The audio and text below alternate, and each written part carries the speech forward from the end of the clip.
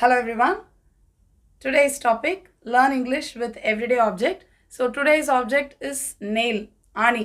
So இந்த ஆணி வச்சு என்னென்னலாம் இங்கிலீஷில் சென்டென்சஸ் நம்ம வந்து ஃப்ரேம் பண்ணலாம் அப்படின்னு பார்க்கலாம். இது ரிலேட்டடாக என்னென்ன இங்கிலீஷ் வேர்ட்ஸ் இருக்குது அப்படின்னு சொல்லிட்டு பார்க்கலாம். இன்னொரு முக்கியமான விஷயம், online spoken English live session April 4th ஆரம்பிக்குது. முக்கியமாக அதில் வந்து நமக்கு ஸ்பீக்கிங் ப்ராக்டிஸ் நிறையா இருக்கும் லைவ் செஷன் அப்படின்றதுனால. ஃப்ளூயண்ட்டாக பேசுகிறதுக்கு பயப்படுறவங்க, கொஞ்சம் ஃப்ளூயன்சி வேணும்னு நினைக்கிறவங்க இந்த மாதிரி கோர்ஸில் ஜாயின் பண்ணலாம். அதை பற்றின ஃபர்தர் டீட்டெயில்ஸ்க்கு இந்த நம்பருக்கு வாட்ஸ்அப் பண்ணுங்கள். First parts of the nail பார்க்கலாம். இந்த ஆணியோடைய இந்த மேல் பக்கம் ஃப்ளாட்டாக இருக்கிற இந்த இதுக்கு பேர் head of the nail. And இந்த இடத்துக்கு பேர் நெயில் ஷாங்க். நெக்ஸ்ட் ஒன், ஆணி அடி. சுவத்தில் ஆணி அடிக்கிறதுக்கு ஆணி அடி அப்படின்னு சொல்கிறோன்னா, முக்கியமாக நம்ம வந்து சுத்தியல் வச்சு தான் நம்ம ஆணி அடிப்போம். ஸோ சுத்தியல் வச்சு ஆணி அடி அப்படின்னு சொல்கிறதுக்கு hammer the nail. Next one, bed of nails. Bed of nails அப்படின்றது ஒரு இடியமேட்டிக் எக்ஸ்பிரஷன். அதாவது ஆணி படுக்கை அப்படின்னு அர்த்தம் எடுத்துக்கலாம். ஏதாவது ஒரு விஷயம் வந்து ரொம்ப கஷ்டமானதாக இருக்குது அப்படின்னா அதை வந்து பெட் ஆஃப் நெயில்ஸ் அப்படின்னு சொல்லலாம். For example, this project is a bed of nails.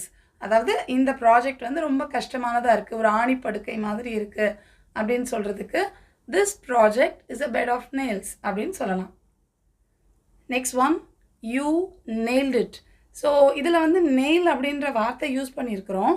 ஆனால் இதுக்கு அர்த்தம் என்ன அப்படின்னா, ஏதாவது யாரையாவது வந்து நம்ம ஒரு பெரிய அச்சீவ்மெண்ட் பண்ணிட்டாங்க, சாதிச்சிட்டாங்க அப்படின்னா, நீ கலக்கிட்ட, நீ சாதிச்சிட்ட அப்படின்லாம் நம்ம அவங்கள வந்து அப்ரிஷியேட் பண்ணுறதுக்கு யூ நெயில்ட் இட் அப்படின்னு சொல்லிட்டு சொல்லலாம். இந்த நெயில்டு அப்படின்றது ஒரு இடியமேட்டிக் எக்ஸ்பிரஷன் மாதிரி தான். ஸோ யூ நெயில்ட் இட் அப்படின்னா ஒருத்தங்க அப்ரிஷியேட் பண்ணுறதுக்கு கலக்கிட்ட அப்படிலாம் சொல்கிறதுக்கு யூ நெயில்ட் இட் அப்படின்னு சொல்லலாம். Next one, tooth and nail. இந்த டூத் அண்ட் நெயில் அப்படிங்கிறதும் ஒரு இடியமேட்டிக் எக்ஸ்பிரஷன் தான்.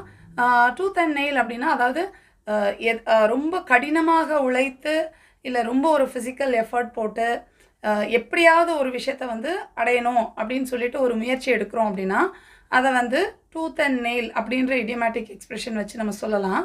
For example, I fight tooth and nail to win this game. இதுக்கு என்ன அர்த்தம் அப்படின்னா, நான் எப்படியாவது ரொம்ப கஷ்டப்பட்டு போராடி இந்த கேமை வந்து நான் வின் பண்ணிடுவேன், இந்த விஷயத்தை வின் பண்ணிடுவேன் அப்படின்னு சொல்கிறதுக்கு ஐ fight tooth and nail to win this game அப்படின்னு சொல்லிட்டு சொல்லலாம்.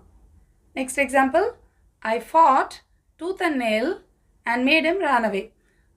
இதுக்கு என்ன அர்த்தம் அப்படின்னா, அவன் கூட நான் பயங்கரமாக சண்டை போட்டு அவனை ஓட விரட்டிட்டேன் அப்படின்னு சொல்கிறதுக்கு, அதாவது ஃபிசிக்கல் ஒரு சண்டை போடுறோம் அப்படின்னாலும் அதையும் வந்து நம்ம இந்த டூத் அண்ட் நெயில் அந்த எக்ஸ்பிரஷன் வச்சு சொல்லலாம். So I fought tooth and nail அப்படின்னா நான் பயங்கரமாக சண்டை போட்டேன் அப்படின்னு சொல்கிறதுக்கு I fought tooth and nail and made him run away, அவனை ஓட விரட்டிட்டேன். நெக்ஸ்ட் ஒன், இப்போ சுவரில் ஏதாவது ஒரு ஆணி இருக்குது அப்படின்னா அந்த ஆணியை வந்து அந்த சுவர்லேருந்து நம்ம எடுக்கிறதுக்கு அந்த சுத்தியல் வச்சு நம்ம கொஞ்சம் எடுப்போம், இல்லை கையை வச்சு இப்படி ஆட்டுவோம். அதை வெளியே கொண்டு வர்றதுக்கு எப்படியாவது ஆட்டி அதெல்லாம் பண்ணிட்டு தான் எடுப்போம். அந்த மாதிரி அங்கங்கே அசைச்சு அதை ஆட்டி வெளியே எடுக்கிறதுக்கு பேர் ப்ரை அவுட். ஸோ ஏதாவது ஒன்று இப்படி அசைச்சு ஆட்டி வெளியே எடுக்கணும், முக்கியமாக இந்த ஆணியை எடுக்கணும் அப்படின்னா ப்ரை அவுட் த நெயில் அப்படின்னு சொல்லிட்டு சொல்லலாம். ஸோ உங்களுக்கு தெரிஞ்ச நெயில் ரிலேட்டட் சென்டென்சஸ் எல்லாம் காமெண்ட்ஸில் சொல்லுங்கள். I'll meet you in the next lesson. Thank you. Bye.